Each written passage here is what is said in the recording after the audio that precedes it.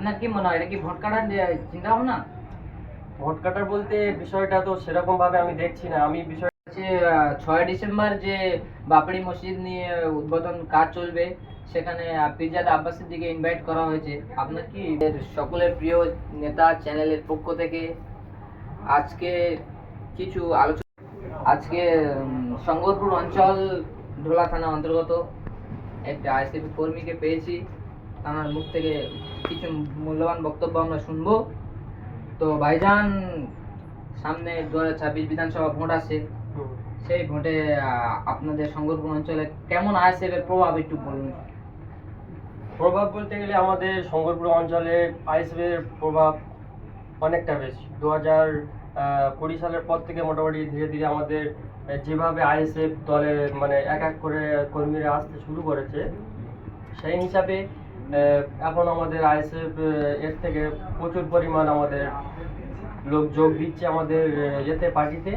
আর সম্ভবত আমাদের শঙ্করপুর অঞ্চলে যে হিসাবে টিএমসির আগে উৎপাদ যা ছিল, সেই হিসাবে টিএমসির এখন আর মানে একটু ঠান্ডা হয়ে গেছে আইএসএফ এর থেকে। আপনার কি মনে হচ্ছে? মনে হচ্ছে এটাই যে 2026-এ আমাদের আইএসএফ খুব ভালো রেজাল্ট করবে, কেননা আমাদের প্রিয় ভাইজান সেখানে যাচ্ছে, লক্ষ লক্ষ যুবকের যেভাবে একটা ভিড় লাগছে আর মানুষের একটা চোখ খুলছে একদিক থেকে যে টিএমসি কিভাবে মানুষের অত্যাচারিত হচ্ছে, টিএমসি সরকার কিভাবে কি করছে, মানুষের চোখ কান খুলছে, মানুষ দেখছে বুঝছে। আর সেই হিসাবে আইএসএফ খুব সুন্দর রেজাল্ট করবে 2026-এ, এ নিয়ে কোনো সন্দেহ নেই। আর আমাদের শঙ্করপুর অঞ্চলে তো একদম ওয়ান, মানে আইএসএফ উঠে যাবে, কোনো চিন্তার কোনো কারণ নেই। তাহলে আমরা কি ভেবে নেবো 100%? 100% আপনি ভেবে নিন 100%। কেননা আগে আমাদের যেভাবে প্রেশার দেওয়া হতো, আমাদের আপনারা দেখেছেন কিছুদিন আগে একটা ভিডিও, আমাদের মাদারপাড়া স্কুলে একটা ফটো ছিল, সেভাবে কিভাবে মারামারি করে দুষ্কৃতীরা আমাদের রেজাল্টগুলো কেড়ে নিয়েছে, ছিঁড়ে দিয়েছে। তার ভিতরে যেভাবে বোমাবাজি, গুন্ডা বাহিনীদেরকে নিয়ে যেভাবে মারামারি হলো ভোট গণনার দিন, সেইভাবে আমাদের ভোটটা ঠিক মতন হতে দেয়নি। আমরা অ্যাকচুয়ালি ওখানে রেজাল্টে ওয়ান হয়ে গেছি। আমাদের ওখান থেকে যে স্কুলের যে ক্যান্ডিডেট আমাদের দাঁড়িয়েছিল, ওখান থেকে আমরা জিতে গেছি। কিন্তু দুষ্কৃতীরা আমাদের যেভাবে প্রেশার ট্র্যাক করে আমাদেরকে মোটামুটি হ্যাস্ত করে, এই নিয়ে আমরা কোর্টে একটা কেসও করেছি। তো এখন যা দেখতে পাচ্ছি 2026-এ ইনশাল্লাহ আমাদের শঙ্করপুর অঞ্চলে আইএসএফ নিয়ে কোনো টেনশন নেই। 100-এর 100 আমরা জিতে যাবো, ওখানে কোনো হবে না। আপনাদের পাশে কি নওশাদ সিদ্দিকী আসছে নাকি আপনাদের কাছে? হ্যাঁ, ভাইজানের সঙ্গে তো আমাদের সবসময় যোগাযোগ আছে। আমরা যত কর্মী আছে আমাদের সবার সঙ্গে একটা ভাইজানের সঙ্গে আলাদা রকমের সম্পর্ক। আর আমাদের এলাকায় মানে ভাইজান কিছুদিন পর আসবে, আর সে নিয়ে একটা বৈঠক আছে আমাদের পার্সোনাল ভাবে যে কি হবে না হবে। তবে এখন সময় আছে, ওটা সম্ভবত 26-27 তারিখের দিকে ডিসেম্বর মাসে ভাইজানের আসার একটা উদ্দেশ্য আছে। তাহলে যে সামনে যে ওয়াকফ বিল নিয়ে একটু ওড়াউড়ি হয়েছিল, খবর ছড়াছড়ি হয়েছিল, আপনাদের মুখ্যমন্ত্রী মমতা বন্দ্যোপাধ্যায়। দেখুন, ওই বিষয়ে আর কি বলবো আমি। এই জালিম সরকারকে নিয়ে ওই বিষয়ে আমার আর বলার কিছু নেই। আপনারা সোশ্যাল মিডিয়ার মানুষ মানে অলরেডি সব কিছু দেখছে, জি জি। 24 ঘন্টা কি অবস্থায় কি হচ্ছে না হচ্ছে। তো ওই বিষয়ে আমি ছোট্ট গণ্য ব্যক্তি আর কি বলবো ওই বিষয় নিয়ে আমি আর বেশি কিছু বলতে যাব না। তবে মানুষ সজাগ হচ্ছে, 2026-এ ফলাফল হবে, আর তারপরে আমরা বলবো যে কি করতে হবে না করতে হবে আগামী দিনে। আজ বলছি যে মুর্শিদাবাদে হুমায়ুন কবির একটা হচ্ছে 6 ডিসেম্বর যে বাবরি মসজিদ নিয়ে উদ্বোধন কাজ চলবে, সেখানে পিরজাদা আব্বাসের দিকে ইনভাইট করা হয়েছে। আপনার কি মনে হচ্ছে ওখানে যাবে, উপস্থিত হবেন? মনে হচ্ছে বলতে দেখুন, এক তো বাবরি মসজিদ আমাদের 6 ডিসেম্বর ওই তারিখে আমাদের ওটাকে শহীদ করা হয়েছে। প্রত্যেকটা ভারতবর্ষের প্রত্যেকটা মুসলমানের কলিজায় একটা জিনিস এঁকে রেখেছে যে বাবরি মসজিদটা আমাদের একটা অন্যতম আল্লাহর ঘর, একটা অন্যরকম আমাদের একটা আবেগ নিয়ে জড়িয়ে আছে জিনিস।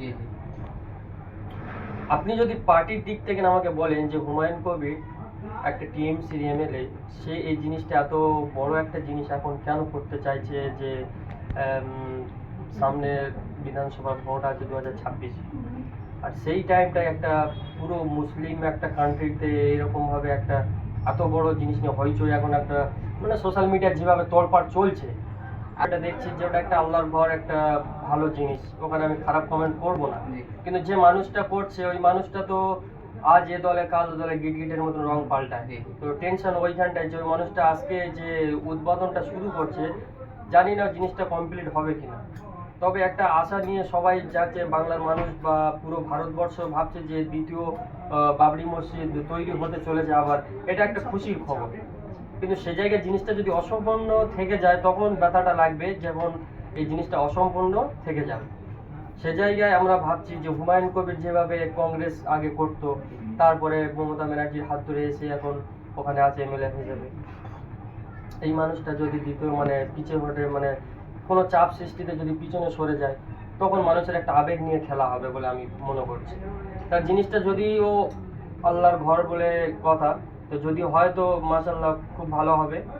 আর পিজাদা যেটা আব্বাস সিদ্দিকীর বিষয়ে আপনি বলছেন যে ওনাকে ইনভাইট করা হয়েছে, উনি আসবেন কিনা, তো সেই হিসেবে আমার ব্যক্তিগত মত হিসাবে এখন সামনে 2026-এর যেভাবে লোকসভা একটা ভোটের একটা বিষয় আছে, সেই টাইমটা যদি পিজাদা আব্বাস সিদ্দিকী ওই জায়গাটা যায়, কিছু মানুষ কমেন্ট করতে পারে যে এখন ভোটের সময় ওখানে তালি দিতে যাচ্ছে। কিন্তু আমার তো মনে হচ্ছে না যে ওটা ওই হিসেবে না দেখাটাই বেস্ট হবে, কারণ ওটা আল্লাহর ঘর যদি উদ্বোধন করতে যাই, আমরা তো একটা মাদ্রাসার ভিত গাঁথতে গেলে ফুরফুরা থেকে অনেক বয়োজ্যেষ্ঠ হুজুরদেরকে নিয়ে আসি সেখানে উদ্বোধন করার জন্য। যদি সেই ক্ষেত্রে আব্বাস সিদ্দিকী ওখানে যায় তাহলে সেই বিষয়টা ভালো, তাতে খারাপ কমেন্ট কিছু নয়। কিন্তু এই যে ভোটের সময়টা, এই সময় যদি হুমায়ুন কবির সময় যে কেউ কি বলবে আবার যে হুমায়ুন কবির আইএসএফ এ যোগ দিয়েছে বা পিছন থেকে আইএসএফ টানার চেষ্টা করছে, আমার তো মনে হচ্ছে না যে আইএসএফ ওরকম একটা নেতাকে টানার জন্য চেষ্টা করবে। কারণ আইএসএফ হচ্ছে কিন্তু সৎ পথে সৎ নেতা, সৎ পথে চলতে চায়। ভিতর থেকে আমরা কোনো দাগি মালকে আমরা ভিতরে নিব না। যদি আমাদের নেতা নেয় তাহলে আমরা গ্রহণ করব। আমরা ছোটখাটো মানুষ, অতটা আইডিয়া নেই যে কাকে নেবে কাকে নেবে না। তবে আমাদের সাধারণ হিসেবে যে আইডিয়াটা যে এই 26-এর একটা বড় ধরনের একটা অঙ্কের ভোটের বিষয় আছে, সেই জায়গাটা যদি আব্বাস সিদ্দিকী ওখানে যায়, আমার ব্যক্তিগত হিসেবে যে ভোটের যে একটা ইমেজ, যেটা অনেকটা খারাপ হওয়ার সম্ভাবনা আছে। আইএসএফ এর কি প্রভাব ভালো দেখছেন আপনি? প্রভাব বলতে গেলে আইএসএফ এর যা প্রভাব দেখাচ্ছে, তো এখন মনে করো যে দিদি ভাই দুজনেই কেঁপে আছে। কেননা ভাইজান যেভাবে ভাঙড়ে বলো, ক্যানিং A1 ক্যানিং 2 যেখানেই যাচ্ছে মাশাআল্লাহ, যে দেখছে সে ভাবছে যে কি হবে কি হবে, সব হাই হাই করছে। তবে আমাদের দীর্ঘ বিশ্বাস যে 2026-এ আমাদের আইএসএফ এমন একটা রেজাল্ট করবে, প্রত্যেকটা মানুষের জ্ঞান হারিয়ে ফেলবে যে এইরকম করবে, কেউ ভাবতে পারবে না যে রেজাল্টটা এইরকম হবে। শওকত মোল্লা যেভাবে চিল্লাচিল্লি করছে, ও কুকুর তো চিল্লাচিল্লি করবেই। তো ও কুকুর চিল্লাচিল্লি করুক, তবে 26-এর পরে ও বুঝে যাবে যে ও কোথায় গিয়ে ঢেউ করবে আর কোথায় করবে না, সেটা ভাঙড়ের মানুষ ওকে বুঝিয়ে দেবে খুব ভালো করে। আর এই যে কদিন আগে একটা সমাবেশ হলো তোমার স্কুল গঠনের, স্কুলের একটা স্টুডেন্ট ফ্রন্টের একটা যে মিটিং হলো, তো ওখানে যেভাবে ভাইজান বলছিল যে ড্রোন নিয়ে একবার ঘুরিয়ে দেখাও কোনো সিট ফাঁকা আছে কিনা, এই বিষয়টা হাস্যকর হলেও এই বিষয়টা একদম 100% বাস্তব বা এবং সত্যি যে আমাদের আইএসএফ এর কোনো কর্মীকে 500 টাকাও দিতে হয় না, আর আমাদের মতন ছেলেকে বিরিয়ানির প্যাকেটও দিতে হয় না। আমরা পান্তাভাত খেয়ে আইএসএফ এর পিছনে ছুটি। তবে আমরা ছুটি বলে এমনটা নয় যে আমরা অন্ধভক্ত, তবে এতদিন অন্ধভক্ত ছিলাম, দিদির পিছনে ছুটেছিলাম, তাই আজকে সারেজপুরে গ্রাম ভাঙাচোরা রাস্তা পড়ে আছে ওইভাবে।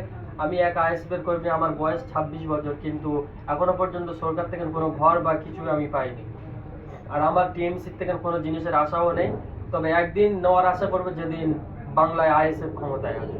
আপনি কি চান সামনে বিধানসভায় সরকার পরিবর্তন হোক? অবশ্যই চাইবো, কেন চাইবো না। আজকে যেভাবে অত্যাচারিত হচ্ছে আমাদের, শুধু শঙ্করপুর অঞ্চলগত বলে বলছি না, পশ্চিমবাংলার প্রত্যেকটা কোনায় কোনায় যেভাবে টিএমসি সরকার অত্যাচার করছে, প্রত্যেকটা মানুষের উপরে জুলুম করছে। আমরা বাইরে খাটতে এসেছি, এখন আমরা বোম্বাই আছি।